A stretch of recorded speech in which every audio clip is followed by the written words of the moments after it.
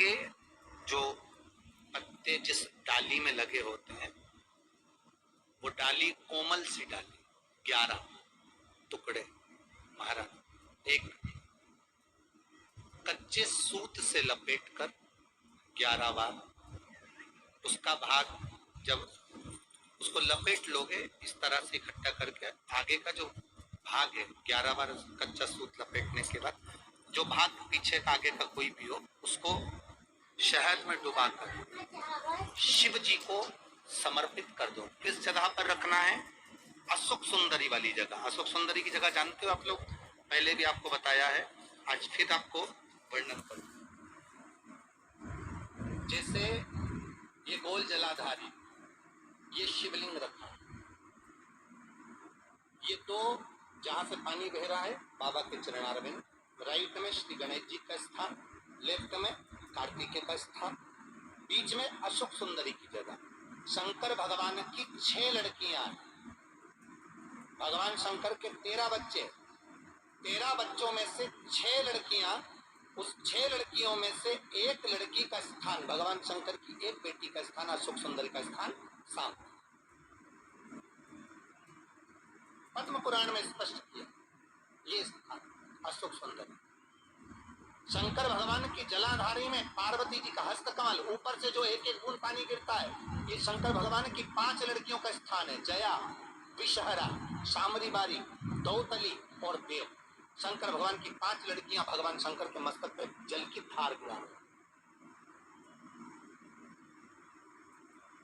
बीच में जो अशोक सुंदरी का स्थान महाराज, उस जगह पर शहद का मुख, जो शहद आपने भिगोया है, उस शहद का मुख शंकर जी की ओर कर कर इसी चैत्र के महीने में, इन्हीं नवरात्रि में शंकर भगवान के उस अशोक सुंदरी की जगह पर शहद का भाग शिव जी की ओर रख दें। महाराज अगर घर में संपदा की कमी हो या कोई पैसा खा गया हो, रुपया नहीं दे रहा हो, पैसा अटक गया हो, तो उस शहद को शिव जी की कमी हो या कोई पैसा खा गया हो, रुपया नहीं दे रहा हो, पैसा अटक गया हो, तो उस शहद को शिव जी की ओर मुख कर कर उस आम के पल्लव की जो डंडी है उसको 11 डंडी को वहां रख दीजिए और उससे अपनी कामना कर कर आ जाइए।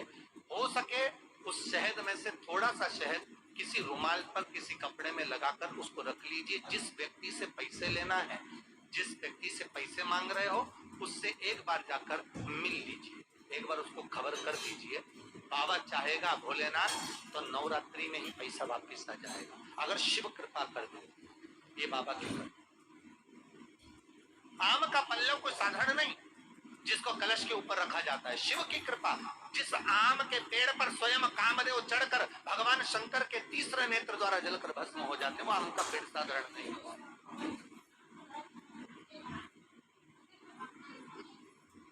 सहज नहीं।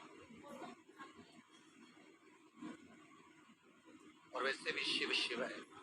आम का जो पत्ता होता है, आम का जो पल्लव होता है, उस आम के पत्ते पर हल्दी और सिंदूर,